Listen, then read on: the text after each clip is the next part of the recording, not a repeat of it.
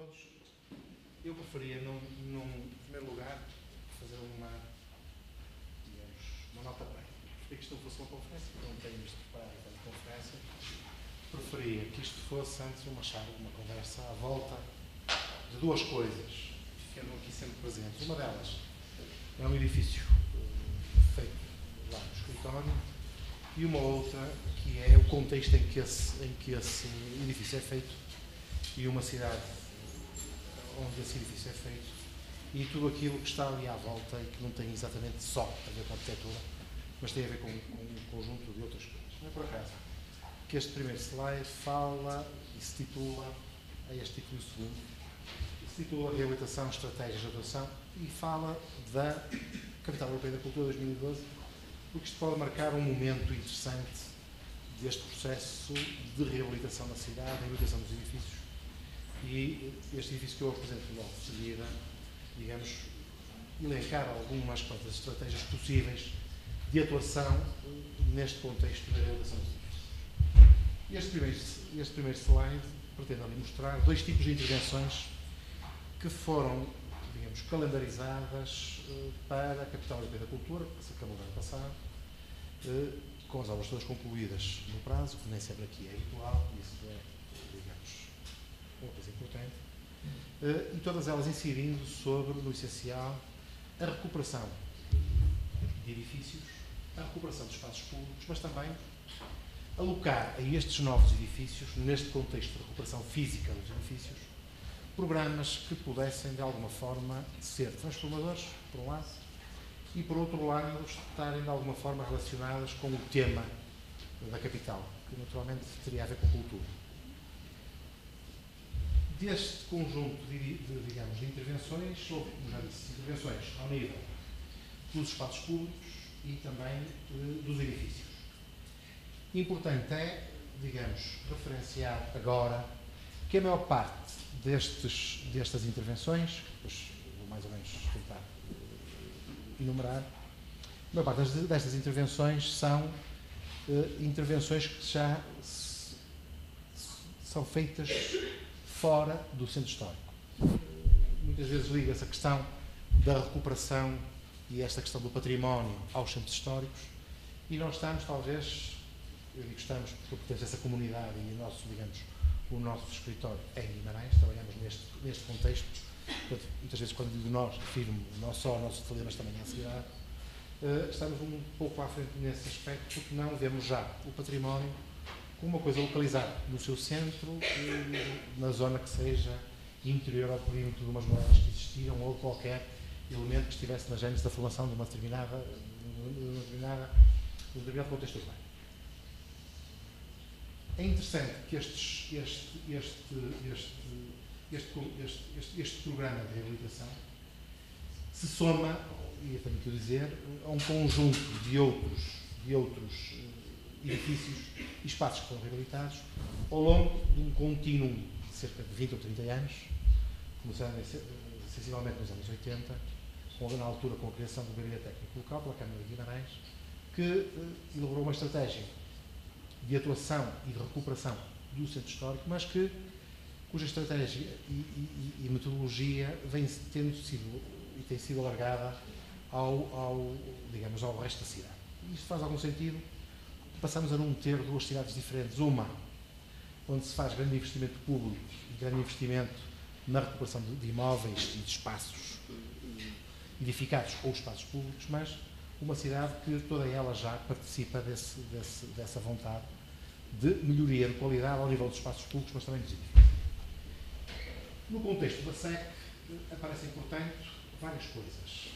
Algumas delas são elaboradas nos espaços públicos, e uma delas, que está ali referenciada, que é este, cobre toda esta zona, foi a recuperação de mais uma praça, as praças do interior do centro histórico são todas recuperadas e redesenhadas, redesenhar esta praça e, digamos, todo o espaço envolvente com uma antiga uma alameda, digamos, que tinha sido aberta nos anos 40, na altura em que se fez, digamos, na comemoração dos centenários, se fez em algumas cidades grandes limpezas e agiornamentos dos contextos urbanos.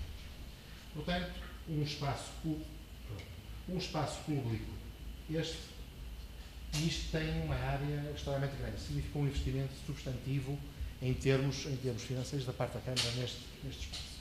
Mas mais, outros espaços foram também tratados de novo, foi toda a envolvente do Paço dos Duques e do Castelo, um espaço que estava mais ou menos marginalizado e onde a Câmara não intervinha porque havia entidades externas sobre aquele espaço tinham, digamos, competências administrativas e, portanto, funcionava como quem vão ao nível da recuperação daqueles espaços, mas também um outro espaço, digamos, no limite do centro histórico que foi tratado. Isto é, importante referenciar a recuperação incidindo nos espaços públicos como uma estratégia global que eu diria que se trata do seguinte, trata-se através deste investimento público ao nível dos espaços comuns, tentar contaminar, ou se quiserem, induzir a recuperação da cidade, interessando os moradores, porque passam a, digamos, a estar confrontados com um espaço que tem uma outra qualidade em termos ambientais, a recuperar os seus edifícios. Esta tem sido uma estratégia mais ou menos contínua. Mas, mais do que isso, a recuperação de uma zona anexa ao centro histórico, que estava completamente isolada, digamos, do desenvolvimento da cidade, em termos espaciais e em termos funcionais, que é uma antiga zona fabril, que é a zona chamada Zona de Couros, onde, para além de investimento ao nível dos espaços públicos, se fizeram um conjunto de equipamentos que eu agora começo a citar, como seja um Instituto de Design, obra nova para a capital europeia, a recuperação de uma fábrica de couros para a instalação de um centro de ciência viva e também um outro espaço que é um centro avançado, uma fábrica antiga, um centro avançado de formação pós-graduada para a Universidade de Minho. Este programa aqui é o chamado Programa Campuris e tinha como objetivo, da parte da Câmara, tirar a Universidade do campus, que fica um pouco à margem do centro histórico, e trazer a Universidade ao centro da cidade, fazendo-a participar da vida urbana. Isto é, em vez de termos ali duas realidades, digamos, tangenciais, a Universidade de um lado com a sua lógica e do outro lado a cidade que faz a sua vida, até no sentido, tentar, digamos, fazer com que a Universidade e a cidade participem e comuniquem de uma forma mais ativa através de fundos. Mais do que isso, todo este investimento é feito, digamos, no sentido de tentar mudar uma realidade, que é uma realidade que não é exclusivamente física. Isto é um aspecto que eu acho que é também importante. E é por isso que eu estou a demorar muito tempo neste slide. Não pretende mudar somente a realidade física, pretende também mudar as outras realidades, digamos, que fazem parte da vida de uma cidade. As realidades económicas, as realidades sociais e outras.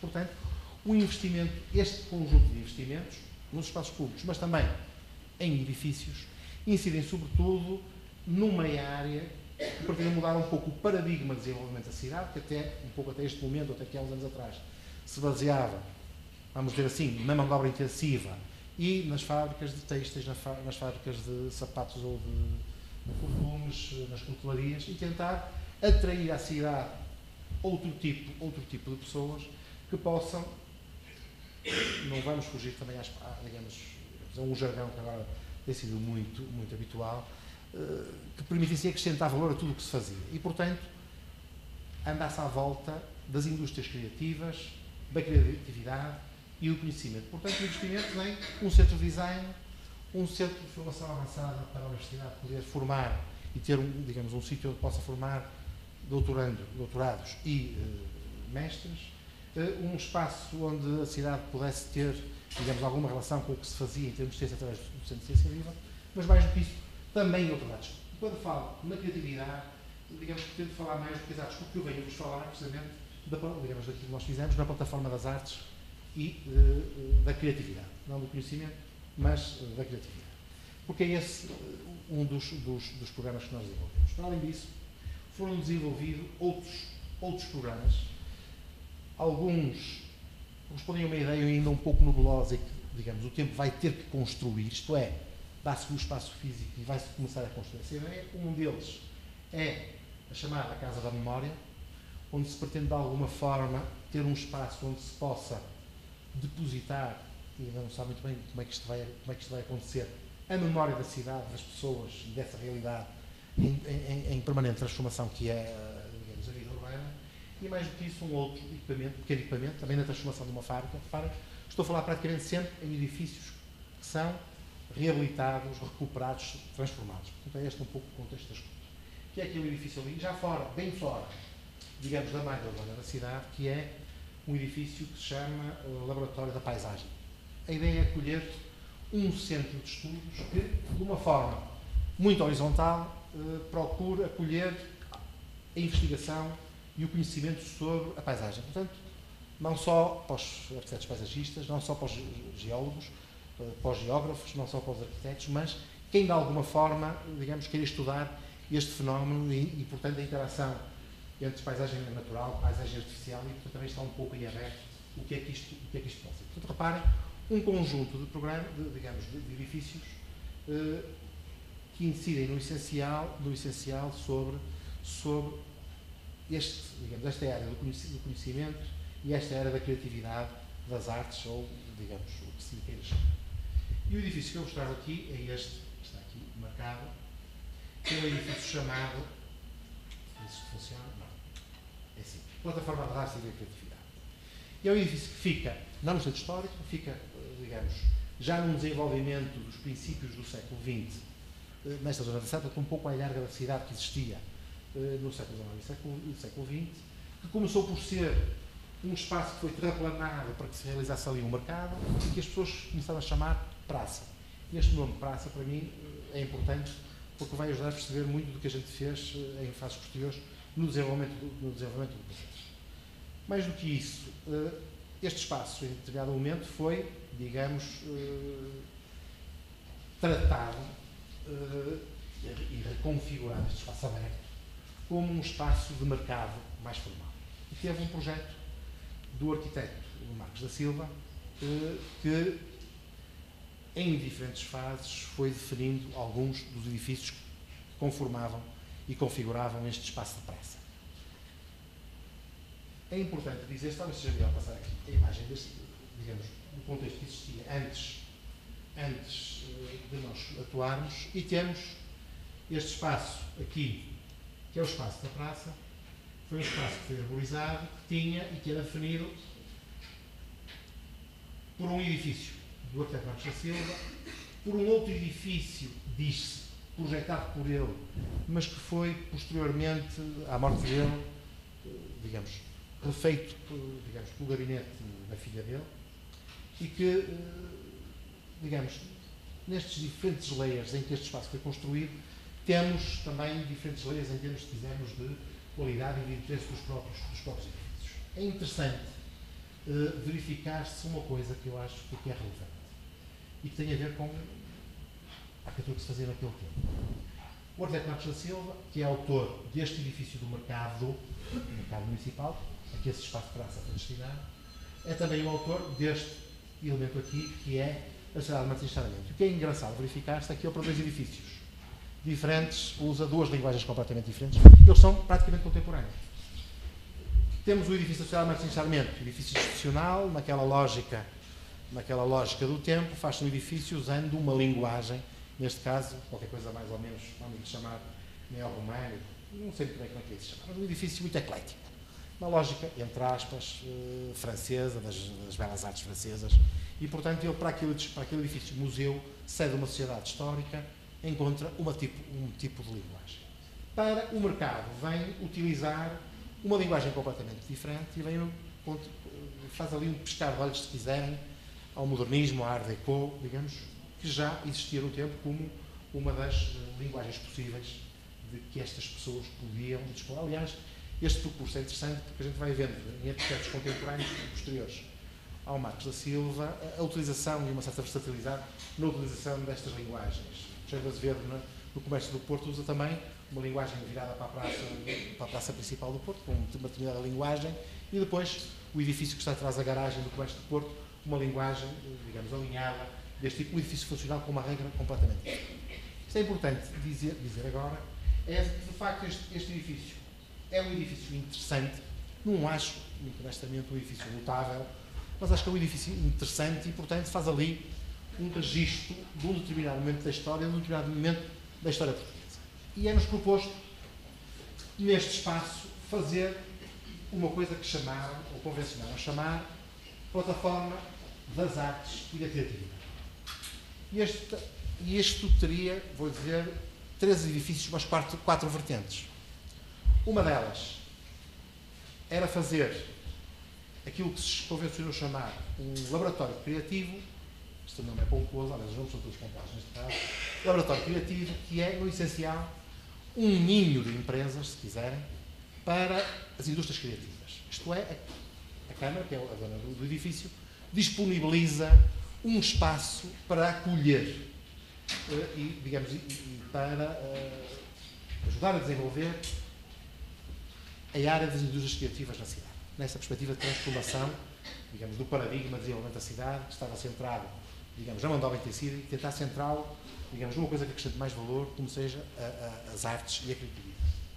Para além disso, um outro componente do programa, que se convencionou chamar Ateliês Emergentes, desta vez não me enganei, Ateliês Emergentes, que era destinado a acolher programas de residência de artistas emergentes. Note-se, artistas, neste caso, não estamos a falar das artes tradicionais. A lógica não é esta, é ser sempre o mais alargado possível e, portanto, significa que as pessoas, com base num projeto, poderiam concorrer a uma residência, até porque o programa inicialmente teria uma área de residência física, uma habitação, que seria disponibilizada, mas também um espaço de trabalho onde esse projeto pudesse ser desenvolvido durante um determinado período de tempo.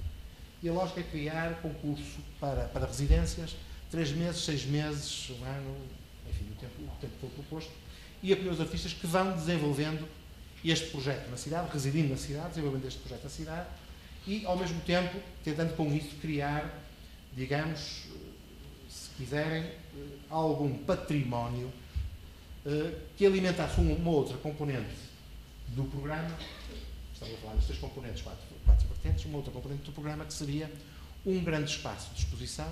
A gente convencionou chamar-lhe museu, porque em termos tipológicos é esta, digamos, a sua caracterização, mas que seja sobretudo um espaço de exposições que interessava que fosse muito versátil. Mais, é importante dizer-se que este espaço seria, em princípio, destinado a acolher uma coleção de arte de um artista português, José Guimarães, que digamos, nasceu em Guimarães e que tinha alguma relação afetiva com a cidade, e, portanto, acolher a sua coleção, mas era uma coleção que não era só das suas obras.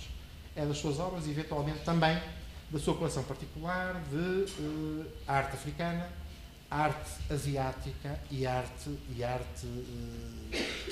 pré-colombiana.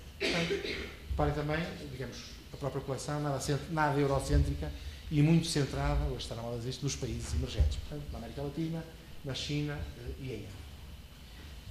E a quarta, já falamos dos 3 componentes, a quarta vertente que isto deveria ter, que era a recuperação do espaço público, o espaço público da praça, mas mais do que isso, foi resolvido anexar a este espaço um outro, constituído por um miolo deste quarteirão, aqui, onde existia uma fábrica de mármores e onde, para a qual foi encontrada uma nova localização e, portanto, tratar também este espaço como um espaço a integrar no espaço da cidade. E, portanto, estamos a falar de recuperação de edifícios, reconfiguração programática, por uma outra vertente, mas também requalificação dos espaços públicos, inclusive já não se centram exclusivamente no espaço entre fachadas, na rua, se quiserem, na praça, mas já procura ir mais longe do que isso e invadir o interior dos quarteirões, requalificando-os e dando-lhes, digamos, novas caracterizações ambientais.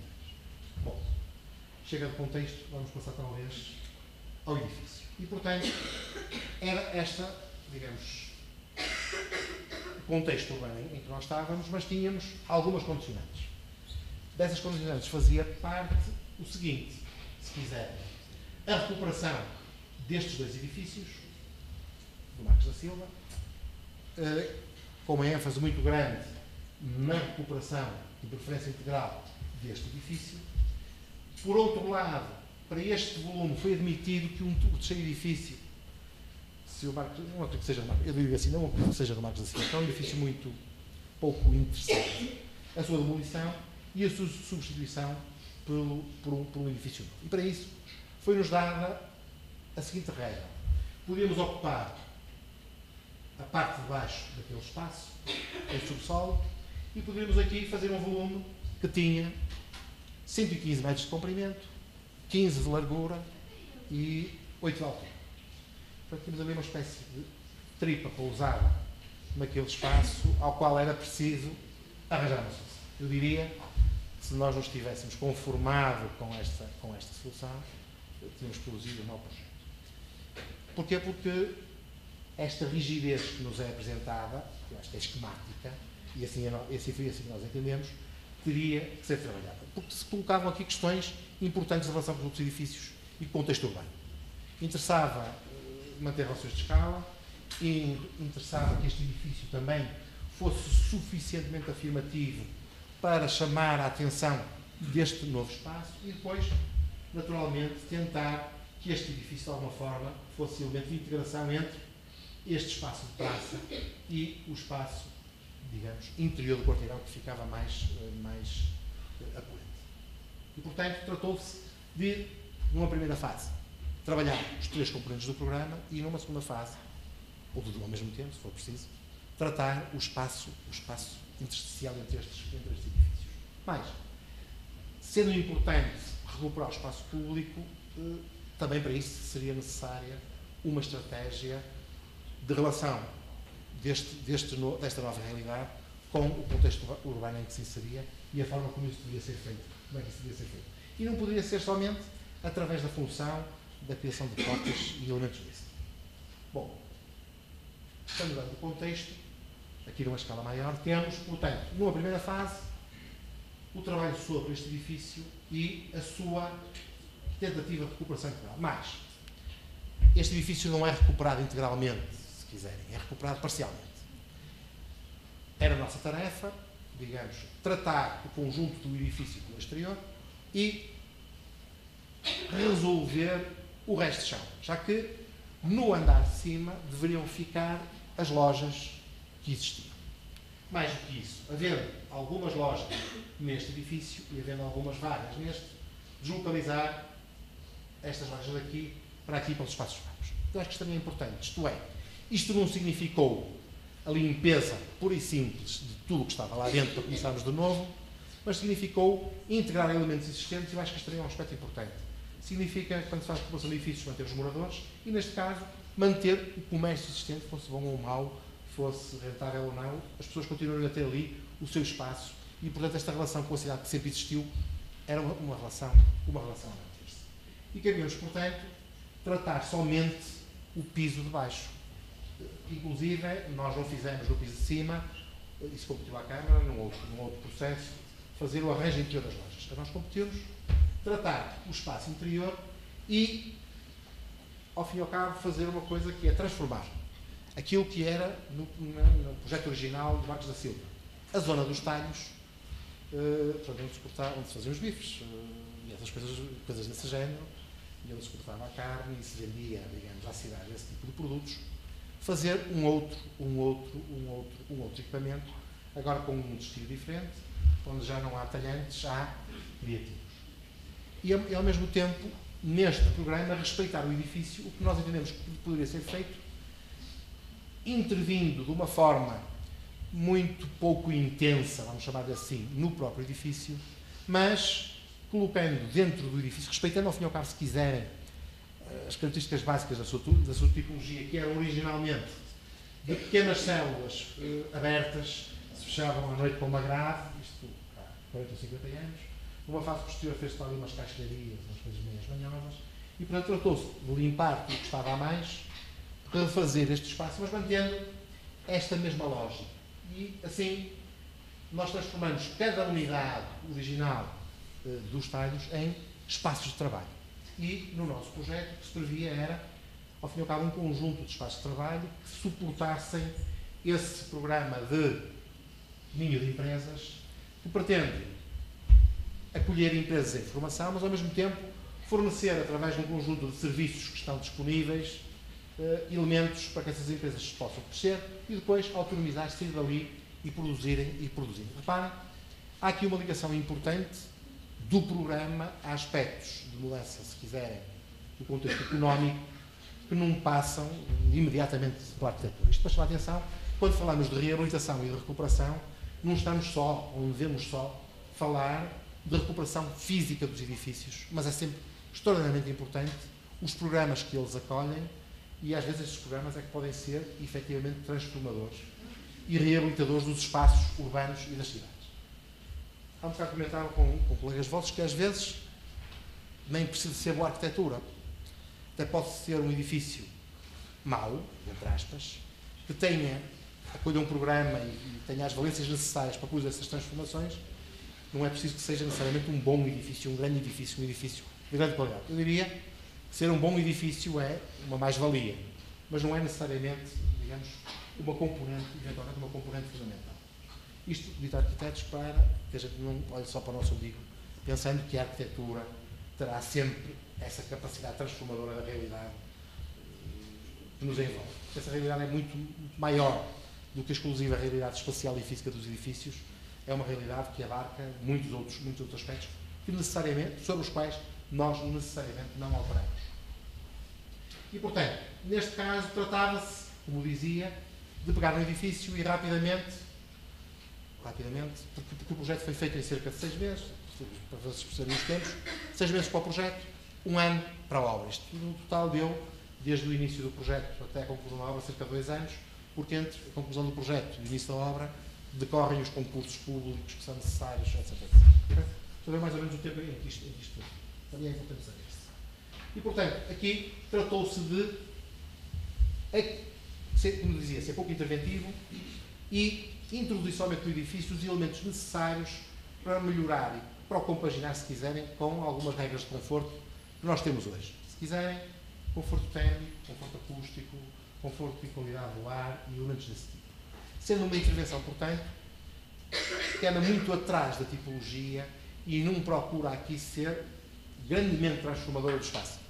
Eu acho que a gente, num certo sentido, conseguiu, porque, acabado o edifício, ele não me parece que teve grandes transformações, porque, inclusive, pelo exterior foi somente, digamos, tratar algumas das patologias que ele apresentava, repará-las e deixar que o edifício dure mais 50 anos ou mais. Portanto, verificam logo que há aqui coisas importantes: a manutenção no piso de cima do comércio existente, atuação somente ao nível do piso de baixo. Isto são imagens do projeto e, portanto, podem verificar, penso eu, que não houve, neste caso, grande transformação. A transformação que existiu, se houve, foi sobretudo pelo interior. Nós fomos atrás da tipologia, usamos o corredor que existia como coberto no projeto original, como um corredor de serviço, onde instalámos todo o conjunto de infraestruturas e depois a cada um destes pequenos espaços correspondem células novas de trabalho, tentando manter-se, portanto, esta tipologia. A lógica foi, portanto, neste caso, pouca intervenção e, digamos, pouca ação, se quiserem, da parte dos arquitetos. Tivemos, digamos, que baixar um bocado a guarda neste caso e fazer uma coisa mais simples, pouco interventiva, e às vezes o nosso trabalho tem que passar necessariamente por isso. A gente não se esgota num projeto e, portanto, os projetos e as realidades é que nos comandam, não somos nós, digamos, que temos sempre que comandar essa realidade, digamos, criando aqui uma coisa historicamente nova. Não era esse o objetivo, era que no final, se quiserem, o edifício este edifício parecesse pouco transformado, se quiserem, sobre o qual foram feitas poucas ações. E, no entanto, esta realidade interior do edifício mudou substancialmente. Deste edifício, o edifício dos laboratórios clínicos. Se eu trago esta imagem, acho que não é preciso muito mais. Temos um outro, que é o segundo corpo, para o qual tínhamos também indicações de recuperação. Aqui as coisas eram distintas e diferentes, tivemos que aplicar uma lógica diferente. A nossa percepção neste caso era de que o edifício, a sua volumetria e a relação com o exterior eram, sem dúvida, extremamente importantes. O mesmo não se passava, digamos, do interior deste espaço, da praça, porque, por razões funcionais, o edifício tinha diferentes cotas, como podem verificar. Ele no interior, que está aqui em baixo, tinha 2 pisos, mas no exterior variava entre o piso e 2. Isto criava ali uma grande, digamos, confusão em termos de pisos. Mesmo em termos de pés direitos e elementos desse tipo, era difícil fazer aqui uma recuperação e nós propusemos aqui utilizar uma metodologia de tipo diferente, se quiserem. A lógica foi manter a volumetria no seu essencial e manter a imagem exterior, isto é, deixar que o edifício continuasse a ser um elemento importante de referência na cidade. Quem passa pelo exterior não vê grandes transformações. Fizemos algum trabalho, sim, ao nível do interior e ao nível, digamos, da forma como estes espaços foram trabalhados. Porquê? Porque nos interessava, para além de manter essa volumetria, essa imagem exterior do edifício, na sua relação com algumas das memórias da cidade, interessava-nos ganhar um pouco de transparência nestes espaços. Isto é, nós tentamos sempre que este edifício passou a ter, em vez de ter uma célula virada para o exterior e uma célula virada para o interior, uma para o espaço público com comércio, uma para o interior com coisas ligadas ao mercado, passasse a ter um único espaço e, mais de tudo, fosse muito transparente do ponto de vista visual. Isto é, significou no essencial manter tudo o que dizia respeito aos elementos exteriores da fachada, manter no essencial também a volumetria, mas trabalhar a fachada interior para a praça e, ao mesmo tempo, ganhar uma coisa que não existia, uma transparência muito grande, que deixasse que quem passasse na rua, através destes espaços, pudesse ver o que se passava na praça. Mais, esta transparência aqui era um dado importante do programa, porque este é o espaço que vai acolher os chamados ateliês emergentes,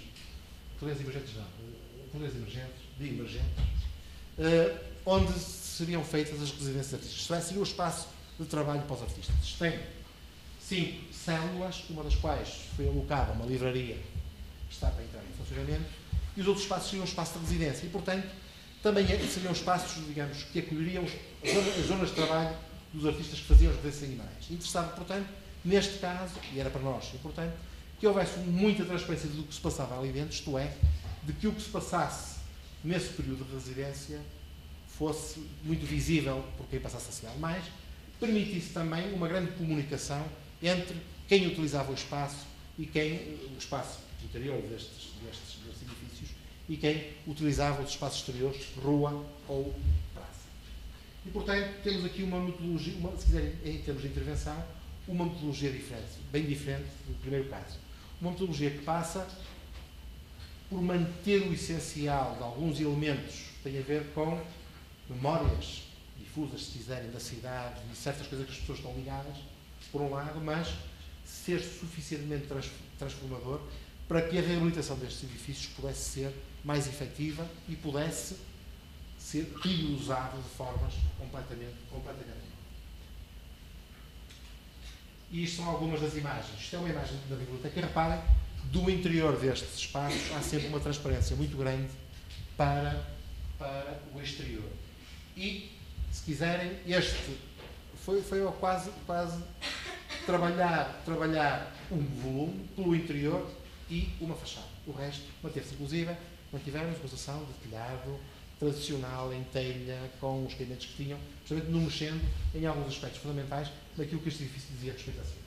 Mas, tentando criar maior transparência entre o nível mais baixo e o nível de cima, criando espaços que fossem razoavelmente fluidos e, mais do que isso, permitissem acolher também alguns programas que a gente não conhecia. E este foi uma coisa constante ao longo deste projeto.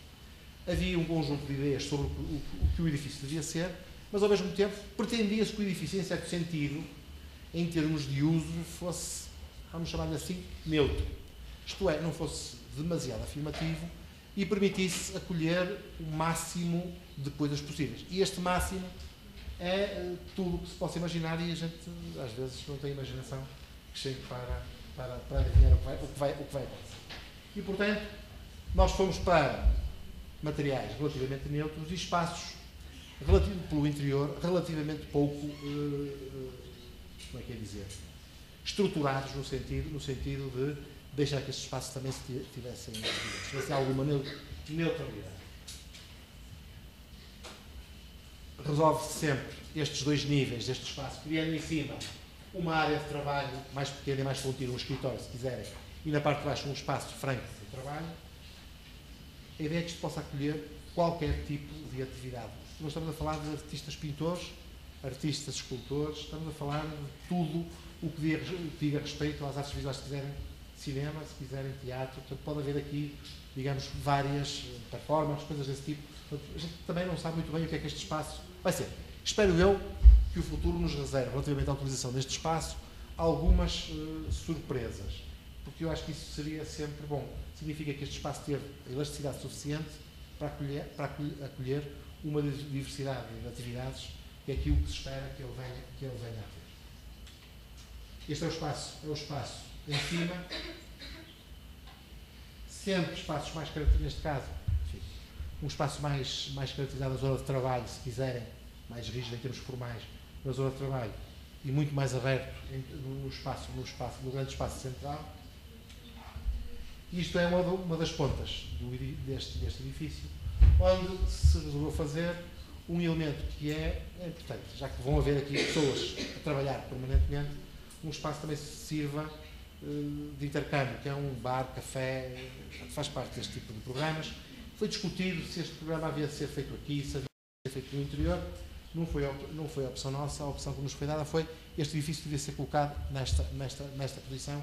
Achava, digamos, o dono da obra, neste caso a Câmara Municipal, que esta seria a localização ideal. Porque o projeto original previa também aqui neste espaço residências dos artistas que foram deslocalizadas para casas normalíssimas no centro da cidade e previa que este programa ficasse no chamado Centro de Artes. E é disso, penso eu, que vamos falar a seguir. E vamos falar do programa mais extenso e do programa que era razoavelmente complexo.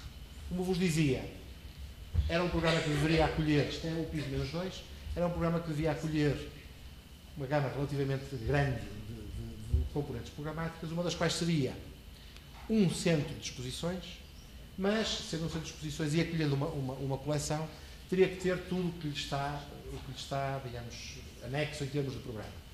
Zonas de reservas, porque a ideia era um pouco, além de acolher essa coleção, através das atividades que se fossem realizando, acolher no edifício esse espólio que ia sendo criado. E, portanto, para vocês perceberem, o edifício, em termos de área expositiva, tem qualquer coisa como 1.500, 1.700 metros quadrados e áreas de armazém, arquivos, reservas, tem uma área sensivelmente igual. Portanto, que é uma área que em momento nenhum aparece, porque também me interessava que a tal volume que a gente criou aqui, fosse um volume que nos foi dado à partida, fosse um volume que acolhesse somente o centro de artes. E, portanto, tem já aqui algumas das valências, uma zona de estacionamento, aqui um conjunto já de reservas, mas mais do que isso, um pequeno auditório que servisse a todo este espaço. E era um auditório que se pretendia também ele, muito neutro, eu vou começar a usar muito esta palavra porque acho que é importante, fosse neutro porque se pretendia que ele acolhesse, não sabendo muito bem o que é, todo o tipo de coisas. Elencaram-nos para cinema, para conferências, para desfiles de moda e sabe-se lá mais o que é possível imaginar. E eu digo isto com alguma ênfase, porque nós tivemos um edifício que tínhamos construído antes, que não tem imagens nenhumas, também não importa, que é o multiusos que fizemos em Guimarães, que é um edifício que foi originalmente feito para ser um edifício que acolheria, sobretudo, eventos desportivos e depois outras coisas. E hoje em dia é exatamente o contrário. Ele acolhe outras coisas e de vez em quando os eventos desportivos. E a conformação que nós lhe demos, digamos, a forma que nós lhe demos, foi, achamos nós, suficientemente neutra em termos de afirmação, se quiserem, arquitetural, que permitiu que esta mudança de objetivo do edifício fosse razoavelmente fácil.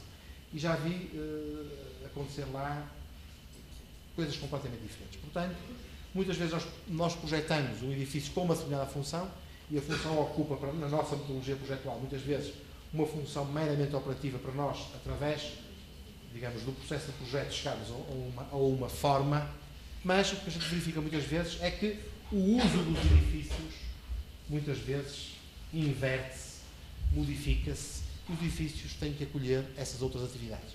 Bom seria que isso pudesse ser feito sem grandes modificações em termos físicos do próprio edifício. E era isso também um pouco que a gente vai procurar neste edifício. E, portanto, para que coubesse tudo, nós temos que fazer uma coisa que fosse um anfiteatro, por um lado, por outro lado fosse pura e simplesmente um espaço cênico, sem bancadas nenhumas, e mais do que isso, para lhe dar essa neutralidade, fosse um espaço negro, chama-se uma black box.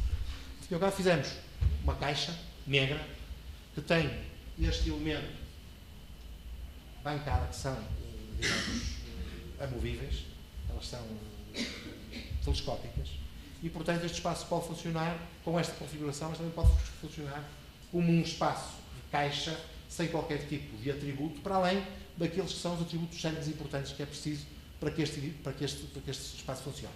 E se quer é que este edifício, sendo muito neutro, neste caso da black box, funcione através dos equipamentos, da luz, e possa ser, se quiserem, transformado e vestido de cada vez através da forma como cenicamente aquele espaço é configurado. E estamos no nível -1, ainda abaixo da praça, e estão a ver aqui que continuam a haver espaços de arquivo e de reserva, e além disso, alguns espaços de entrada, digamos, de técnicos de apoio que são necessários, de desinfestação, etc, etc, que são sempre importantes. E fazer parte do programa, isto era importante, que houvesse um espaço de exposições temporárias que funcionasse de alguma forma autónomo relativamente ao resto do centro de artes e do centro expositivo.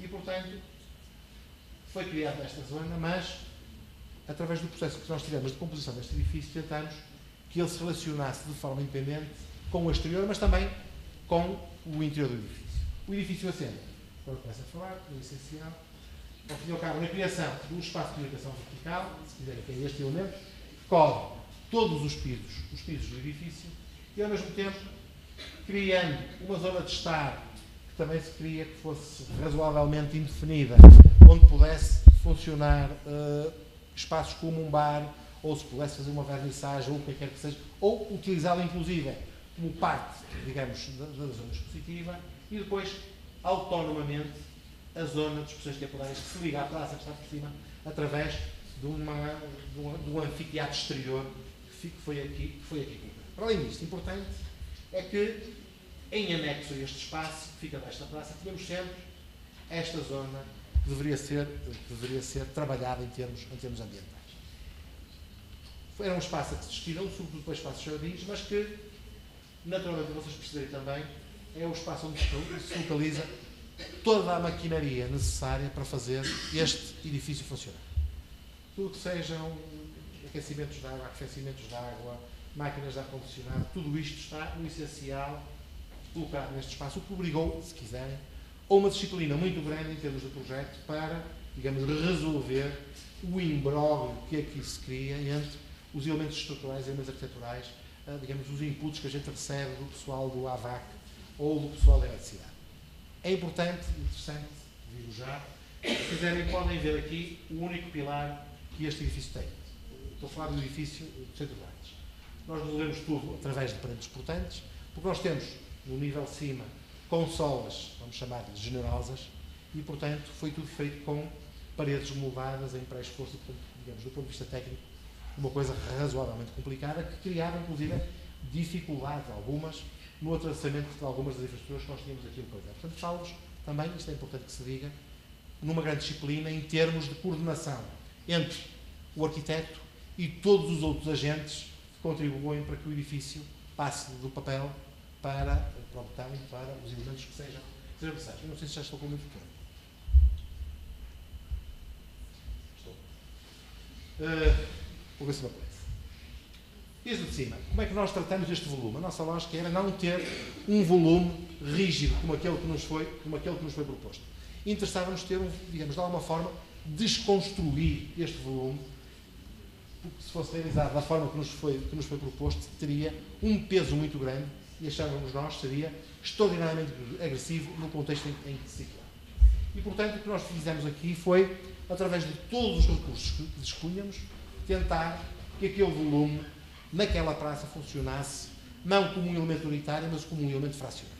Isso significou, em termos, digamos, de volumetria do edifício, que ele passou a ter cheios e vazios, e, portanto, é fundamental neste caso que houvesse ali, foi essa a nossa opção, que houvesse elementos salientes e reentrantes, em vez de termos um elemento contínuo, mas mais do que isso tivesse tratamos disto também, se não parece para a câmara, tratamos disto também em termos dos próprios materiais que a gente utilizou, para conseguir essa, se quiserem, desconstrução e desmaterialização possível deste volume, fazendo de alguma forma dialogar com a realidade que nós temos. Isto é o último piso, já passei o piso anterior, estamos no piso, e neste piso temos, se quiserem só para elencar, temos uma zona de gestão e de administração, temos uma zona que é um centro de documentação, e depois temos aqui um início de um dispositivo que começa nas escadas, vai ao piso de cima e depois acaba, digamos, nestas salas finais e acaba na livraria. É quase um percurso tradicional, esta é a lógica, mas mais do que isso. Era importante, deixem-me só dizer, que este edifício tivesse como característica uma outra coisa. Pudesse funcionar de forma unitária, isto é, pudesse funcionar, se quiserem, como um espaço único de exposição de 1500 metros quadrados, mas mais 500 de área de exposições temporárias, mas nós vimos aqui a possibilidade de fazer uma outra coisa que era, como nos estavam a pedir que o edifício fosse ambíguo, se quiserem, em termos funcionais, era que fosse possível que este edifício trabalhasse também em 3 espaços autónomos, se quiserem. Em vez de ter um único espaço expositivo de 1500 metros, pudéssemos ter 3 espaços expositivos de 500 metros, onde se pudessem realizar coisas e acontecimentos diferentes em cada um destes espaços. E, portanto, se quiserem, a escada, ao ser colocada aqui, servindo na vertical, digamos, as comunicações de todos os pisos, serviria também para permitir que este espaço que está aqui em baixo funcionasse como uma área expositiva autónoma e quando passávamos para cima, a partir do átrio central e da escada, ter uma área expositiva e uma outra área expositiva autónoma. Mas se quisesse ter um percurso que começava por aqui e chegava ali, descia, e ter um único espaço contínuo de exposição. A gente faz estes, para vocês perceberem, nós fizemos isto tudo, achamos que o programa estava bem composto, e na primeira exposição que foi realizada e que foi feita, a primeira coisa que decidiram foi que não havia espaço de exposições temporárias. Isto é, em vez de termos um único percurso, o percurso estendeu-se até ao piso inferior e foi suprimida a área de exposições temporárias. É evidente que na próxima exposição as coisas podem acontecer de forma completamente diferente e, portanto, importa que este edifício tenha alguma elasticidade. Reparem, nós vamos ter que estar aqui a jogar com vários fatores e que muitas vezes são contraditórios e complexos. Complexos são sempre, podem ou não ser contraditórios. Eu acho que aqui há contradição e complexidade. Isto acho que há um título no livro que se chama assim, não tenho certeza. E neste caso, era que deveríamos ter para o programa e para a construção interior do programa do edifício algumas regras, mas para o exterior tínhamos regras que muitas vezes eram difíceis também de cumprir e contraditórias com as políticas. A ser assim, devíamos propor que o edifício pelo exterior mantenha, fazia aí sentido, alguma da linearidade que estava proposta. Isto é feito pelo exterior da praça, temos esta linha contínua acentuando este valor, até porque este edifício, em certo momento, aqui ao fundo, se solta e deixa que os arranjos exteriores, o lago e os espaços verdes fluam por baixo do edifício, isto achamos que era um aspecto importante, mas pelo interior do edifício, que é este, que está aqui desenhado, e que tem aqui as zonas de reservas por baixo da praça, tivesse uma lógica de composição completamente diferente, com uma desmaterialização volumétrica muito forte. E depois tinha que ser acompanhada pelos materiais de revestimento. Mas queríamos que o edifício, apesar de tudo, mantivesse alguma unidade. Se quiserem, teríamos sempre dificuldades em propor, entre aspas, aqui, uma fachada, chamemos assim, tradicional, com aberturas, e, portanto, também aqui decidimos usar materiais que permitissem criar aqui alguma, como é que é dizer, indefinição no próprio edifício. Vamos revesti-lo todo com o mesmo material, mas, portanto, tínhamos que encontrar, acho que isto era um aspecto importante do desenho deste projeto, encontrar algum material que nos servisse para ser, ao mesmo tempo, opaco, mas também fosse transparente, translúcido, mais do que isso, que ao edifício conferisse a possibilidade de ele mudar um pouco ao longo do dia. Isto é, contrariando a lógica, se quiserem, muito estática do volume que nos foi sugerido, por uma lógica que fosse muitíssimo mais dinâmica, o que era num volume, como calculam, de 15 por 8 por 115, difícil de fazer. E com isso vamos procurar um material que tivesse, se quiserem, várias possibilidades de utilização. Pudesse ser, portanto, opaco quando fosse preciso, fosse translúcido quando fosse necessário, se quiserem, brilhasse de maneira diferente conforme a luz que tínhamos no exterior e conforme o edifício incidisse, conforme o sol incidisse no edifício. Mas, quando usássemos outro material, queríamos também continuar a manter esta, se quiserem, esta magia, que é não sabermos nunca onde é que estavam as janelas do edifício, tendo certo que ele tinha janelas. Aliás, há uma coisa muito engraçada nestas coisas, foi de que nós, na concepção interior do edifício, procuramos que o edifício tivesse muito poucas janelas. Nós queríamos que, dentro daquele espírito de neutralidade que nós procurávamos, interessava-nos que este espaço interior também pudesse ser reconfigurado de maneiras diferentes. E para isso precisávamos controlar a luz.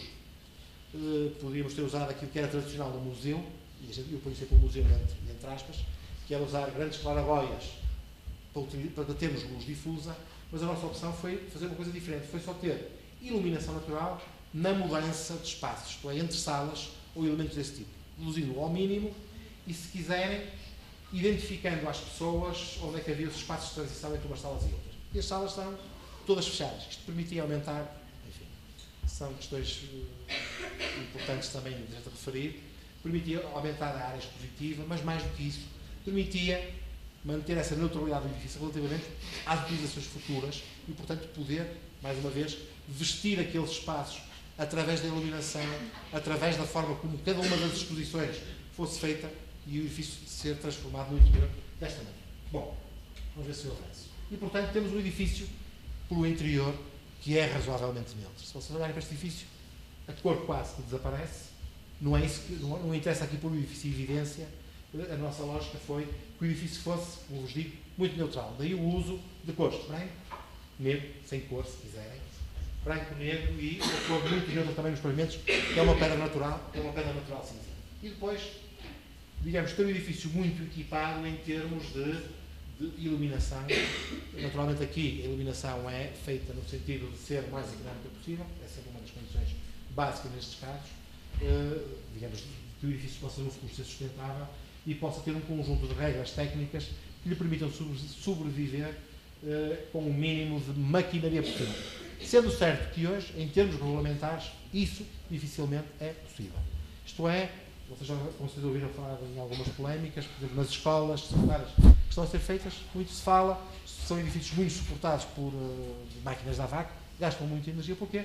Porque, em boa verdade, os regulamentos não permitem, por exemplo, que se faça aquilo, coisa tão simples como seja ventilação natural. É evidente que, digamos, os conceitos também têm mudado um bocadinho e nos últimos projetos já se admite soluções de ventilação natural, paliativas, e que resolvam alguns dos problemas que esse edifício põe. E, portanto, para este edifício, um edifício razoavelmente neutro, e chamamos a atenção, reparem, apesar do edifício pelo exterior, vamos ver mais a seguir, ter um aspecto uniforme, neste edifício conseguimos, apesar de tudo, obter no material exterior alguma transparência e translucidez, se quisermos, isto é?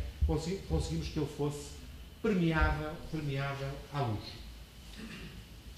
E, portanto, criar estes espaços, isto foi, digamos, o arranjo interior da expressão não é nosso, e, portanto, interessamos que vos dizer que o edifício fosse neutro, para ele poder, em cada momento, ser vestido de forma diferente e poder ser adaptado, digamos, a cada uma dos conteúdos expositivos, porque é para isso que este edifício está. Mais do que isso, era importante que nós tivéssemos, em termos de espaços, e isso explica algumas coisas na planta, espaços substancialmente diferenciados. Salas pequenas, salas grandes, salas baixas e salas altas, se quiserem.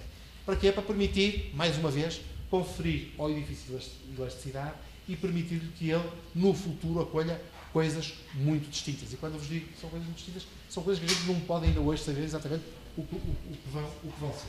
E, portanto, vamos tendo salas de tipo diferente, salas espaço corredor, salas quadradas, salas retangulares, altas e baixas, que permitam depois, inclusive, trabalhar estes espaços de forma substancialmente diferente. E reparem, houve aqui alguma variação de luz no tratamento deste espaço entre quem fez a exposição, entre o primeiro caso e este segundo. Ou, se quiserem, a concretização da forma, numa das salas, digamos, do trabalho que foi feito sobre, por exemplo, as máscaras africanas que faziam parte da coleção do José Guimarães. Diga-se de passagem, o edifício foi inaugurado com uma exposição do José Guimarães, que apresenta obras dele, mas também obras da coleção que eu já falei.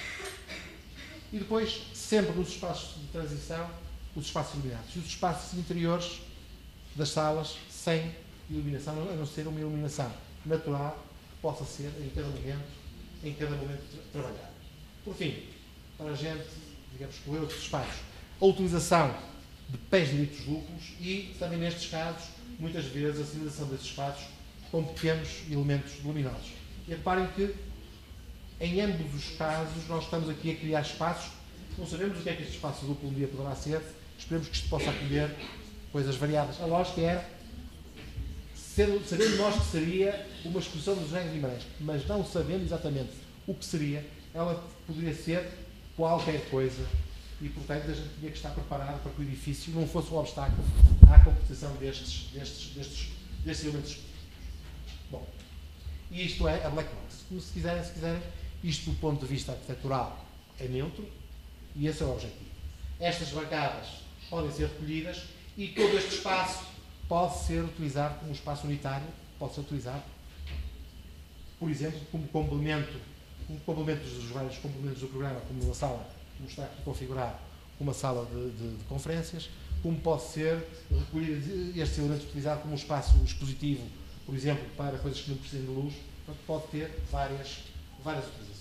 E volto novamente ao espaço geral para vamos falar de um outro elemento que é importante, que era o quarto que eu falava, que é o tratamento dos espaços públicos.